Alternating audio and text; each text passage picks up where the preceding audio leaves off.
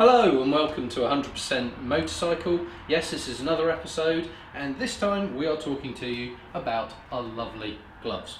So what we want to do is talk to you about the kind of things that you want to look for in a glove, the kind of things you do want to buy, and perhaps some of the things that you might want to stay away from.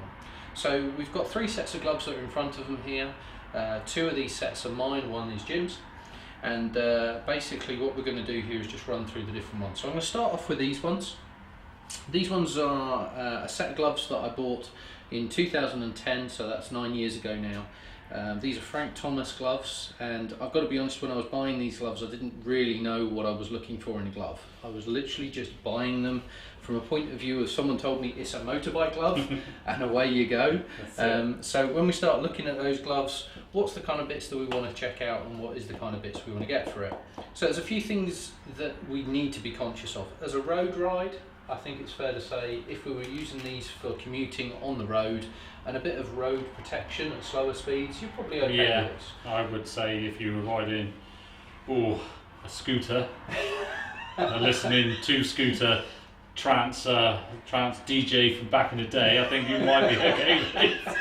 Other than that, unless you're going into bare knuckle fighting or whatever, I don't know, but Yeah, I mean, kangaroo leather, we were just talking about this off camera. I think generally both of us prefer to have go for cowhide rather full than cow. Yeah. Full cow. We want full cow rather than the bouncing kangaroos. A couple of things that we do and we don't like. So you notice with both of my gloves here and showing the other camera, we've got basically the little fingers that are basically taped together so that they can't be spread apart in an accident. Yes. Jimbo, you love that feature, don't you? No, I don't know. For me personally, I don't like it at all. I find when trying to reach my controls, especially on the track, for me, I like to have all my fingers separate. Yeah. I have had gloves with this in the past. I have ridden with gloves like this in the past, but out comes the scissors.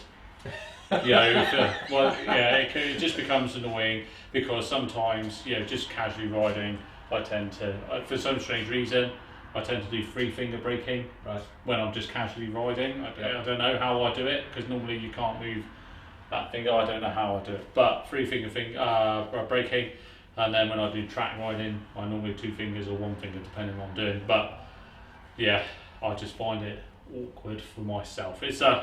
It's down to personal preference. Again, you will find pretty much all current race gloves have that from a safety point of view, that if you crash, you don't rip your little finger off. Which I think is valid. Which is very valid.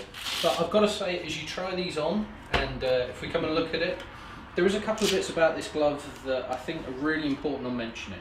So first of all, if we look at the knuckle that is on here, the actual knuckle section is made of plastic. It looks great, it looks like a knuckle duster. It was one of the reasons I bought it, because I was thinking, great, lots of protection with my knuckle duster. Sure. In reality, what we're actually finding there, it's a bit of plastic. If that hits the road, all it's going to do is to smash into smithereens. The bits that you see over your fingers and over your knuckles, that's actually starting to help. The bit you do need to be careful of is this. So this thing down here was actually something that is a bad feature. So it's great if you're falling off and you're sliding along the floor, because the idea is it gives you that extra resistance as you're sliding along the floor. But in reality, when you're doing everything else, i.e. riding, you're finding that that is completely in the way as you're holding onto the handlebars. So I don't really recommend it if you've got that on your glove, because it really, really is a pain. Also, as well as that, I think you will find if you're looking to do any track day riding, you definitely couldn't wear this glove. They won't let you on. This glove's too short. It needs to come up to your arm a lot more. It comes up above the wrist, really. It really needs just to. Like my cast, it comes up above the wrist. So he's modelling the glove already. That's it. Yeah, try putting that one on. So there is one other thing that I want to really talk about, and that is the feel of a glove when you put it on and the fitment of it. Let's remember, if you fall off, the idea of this glove is it's going to basically try and protect you. If you actually start feeling the thickness of the leather, so this is the kangaroo leather that we were talking about, and I've got to say, you feel everything through it. If I was to slide down the road and be putting my hand on the ground, I genuinely believe I'd probably still get gravel rash through the glove, to be honest. It feels so thin, I genuinely would question how much protection I'm going to be getting out of it, and that's one of the main reasons that I look to start upgrading. Yeah, I think, like I say, for if you're like a casual rider, maybe a commuter, like I say, riding a scooter, then yeah, perhaps that might be for you. Maybe you've started to becoming a young man or a young girl, and starting on your motorcycle journey. Then perhaps this might be stuff, but definitely not for the track rider themselves. It serves a purpose. It's probably like for a lower cost point. Yeah, I think I bought them for about £45. Yeah, so definitely a lower it cost kind of almost goes on to the retro kind of calf racer type glove. Yeah. With the but I wouldn't. Yeah, it's again. It all depends on riding, what you're riding.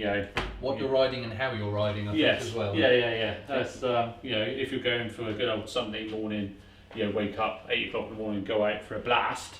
No, if you're going out and you've got maybe like a tourer, or maybe more you're going out on a, I know, let's throw a bike out there like an XGR 1300. It's nice and comfortable, got a little bit of poke under it, but mainly you're there taking in the scenery. You're not going to be dragging your knee everywhere, or trying to. Then these are probably good for you. If you're going to go more towards track riding, you're going out for a good Sunday morning blast at the speed limit. Of course. Maybe pick up a different type of glove. My ones are the Dane Easy gloves. This is 100% leather, and again, you will feel a lot through these gloves. These gloves I have crashed in, and survived. And they survived. Yeah, there's not a lot of wear on these at all. They've stayed together. This is my right-handed glove. As you can see, there is a small amount of abrasion on the leather itself, but it's not worn through. That's the most important bit. That's really key, actually, isn't it? You don't want it to wear through.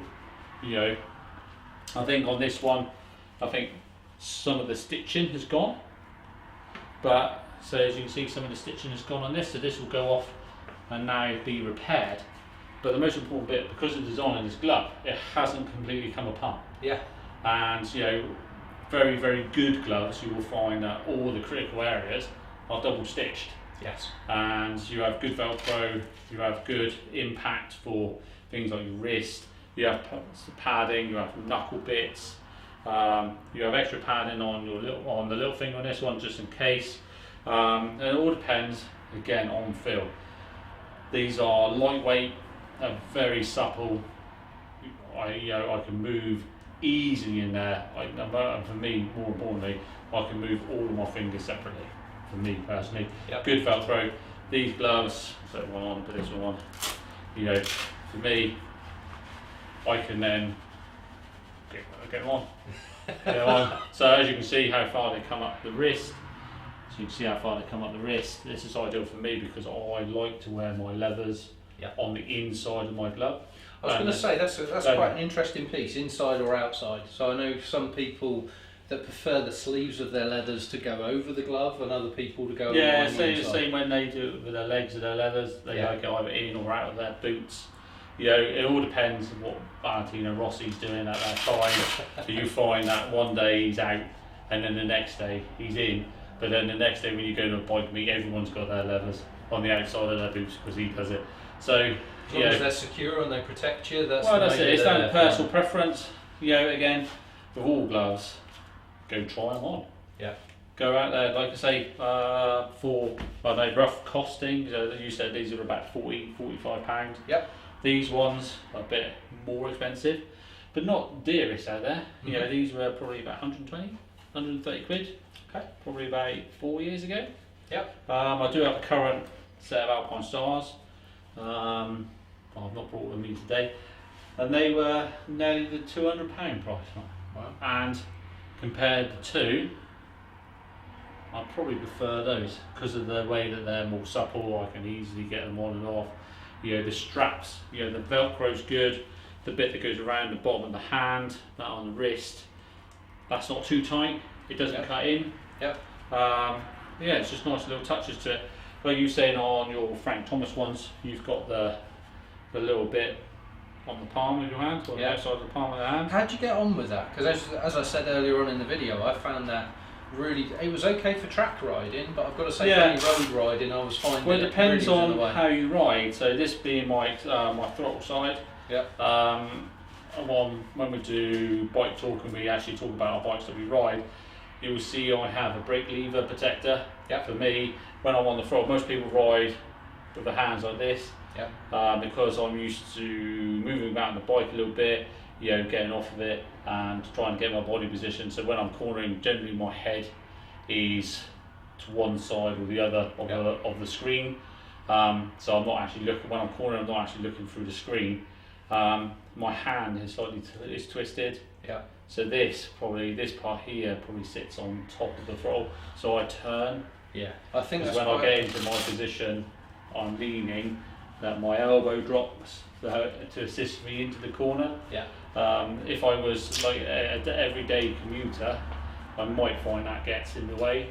But I think that's a key point. So if we look at this one again, that was where I was struggling with this. So if you consider where the position you're going to be in for track riding, so if you're on a sports bike, if you ride a sports bike basically around the road, around the town for your commuting, you're probably not going to be in the race position. Let's be honest. No. You're not going to be tucked in. It's not practical. It's not practical for that type of ride. How are you going to ride? You're going to be like that on your handlebars. Yeah, to be fair, that's where it got in the way. The moment you go to track riding and you've actually got your arms in the proper position, even if you're going down the straight, it doesn't really get in the way. But no, I wouldn't say that's a track and to be honest, then the way that you hold on to your handlebars, the way that they're positioned, your body position is completely different to just a standard commuting. So when you start talking about gloves, it's one of those things you need to look at what you're using them for. Yeah.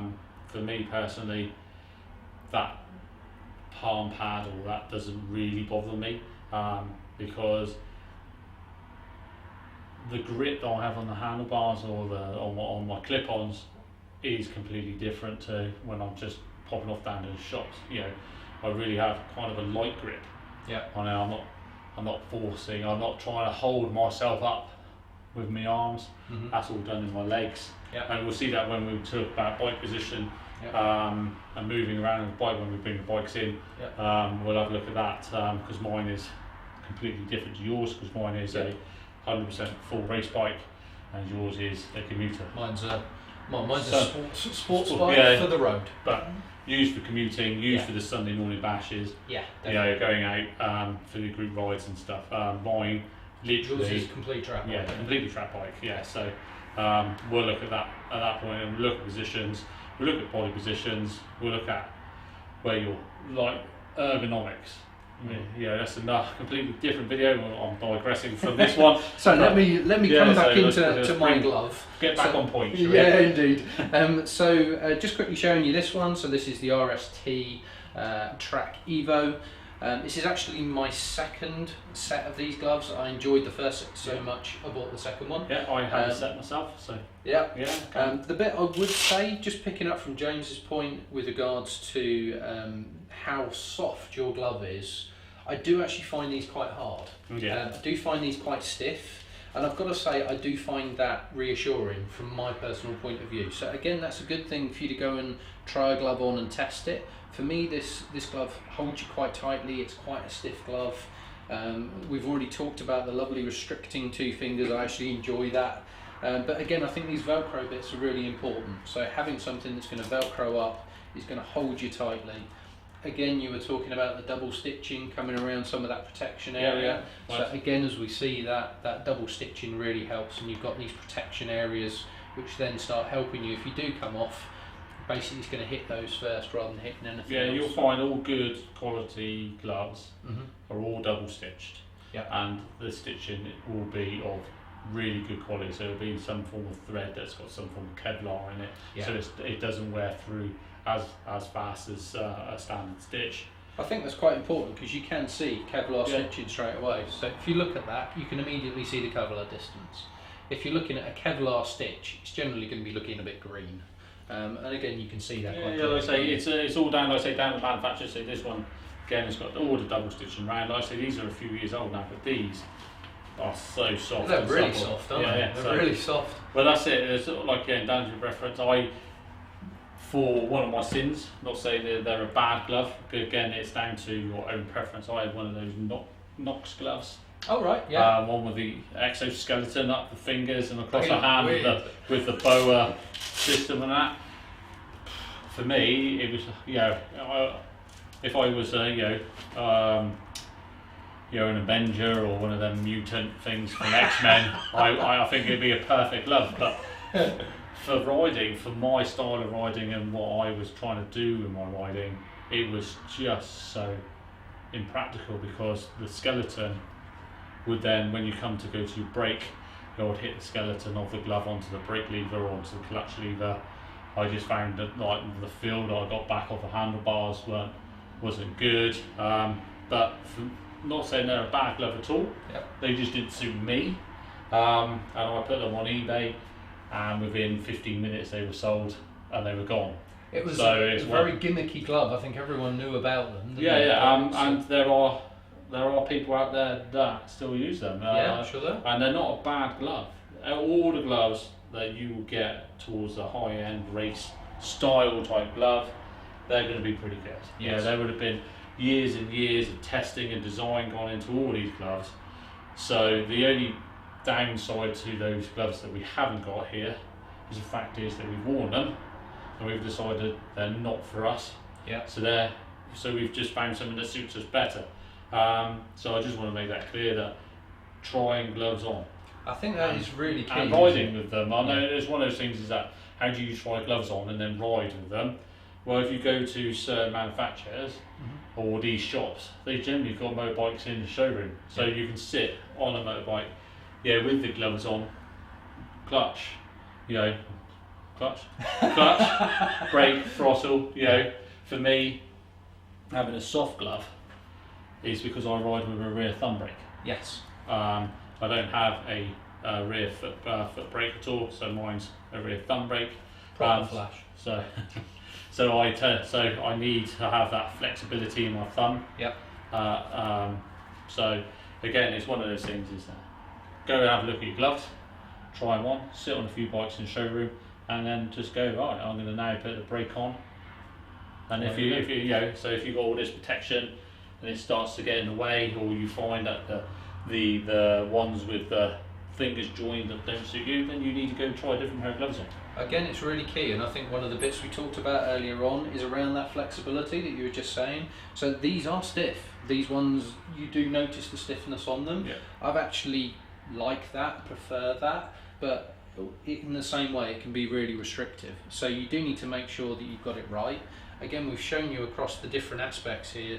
We're looking at something that's in the 40-50 pound range, moving up to these that are the 80-90 pound range, and yours are up into the 120 range. 120, but then the Alpine Star ones I got, they were approaching the 180 pound mark. Right. And there's gloves out there now are just ridiculously priced, but that's down to your budget. Again, it's down to your budget at the end of the day. What can you afford? If you can afford £45 ones, it's better than a set of gardening gloves. Yes.